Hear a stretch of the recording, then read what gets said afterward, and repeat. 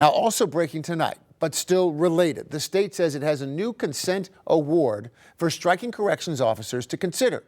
The offer is similar to what the Corrections Officers Union and the state had previously agreed to in late February. But after corrections officers remained on the strike line, the state says they moved forward without a written agreement from the union. They went right to the men.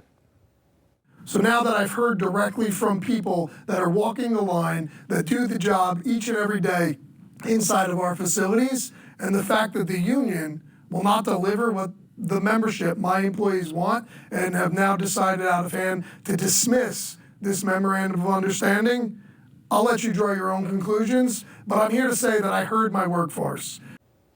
The new deadline to return to work is tomorrow or face criminal charges and termination. Our Rachel Culver spoke to one corrections officer who says the process got to be so much he's considering quitting. She joins us now in the studio. Rachel? Yeah, Matt, I sat down with a corrections officer who was on the job for 18 years before the news came down. Today, he made the decision to put what he considers his life and safety first and hand in his badge.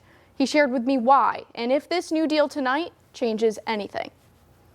I told my wife, I said, hey, I'll probably be home early to wash my uniforms because we're going to work Friday morning.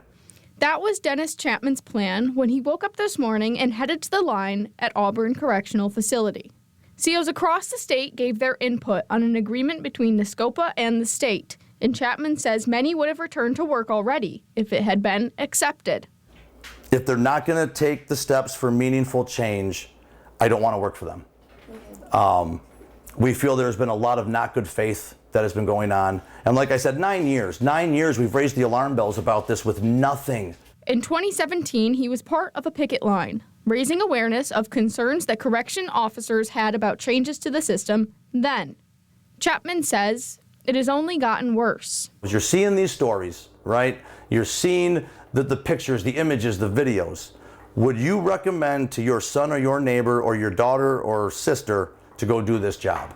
Despite this, he says the job is more than what many would consider. With corrections, as much as you see the physical side of it, 80% of what we have to do is be able to talk to people. You know, and if you can talk to people, and that used to be a thing, if I could talk to you as an incarcerated and you could talk man to man, person to person, respect gets respect. That has diminished. He has already explored other options if the resignation becomes permanent. I'm actually going for an interview at Billy Whitaker's new location in Syracuse. I used to sell cars before I went into corrections. I loved it. You know, I loved talking to people, meeting people, dealing with people. It took me 7 years of being a corrections officer to equal the height of what I was doing in my few years of car sales. But I knew every week what my paycheck was. I knew there was a retirement, which I just threw out the window today. I reached out to Chapman tonight after the news of the new agreement. He says to me, I feel I owe it to my brothers and sisters to come back on the line and help them right the ship from the inside. At the end of the day, I will at least be able to say I did all I could. He said if he is punished for speaking out, he does not want to work for the DOC's commissioner. In studio, I'm Rachel Culver reporting. It's fascinating to hear his perspective, Rachel. Thank you. Appreciate that.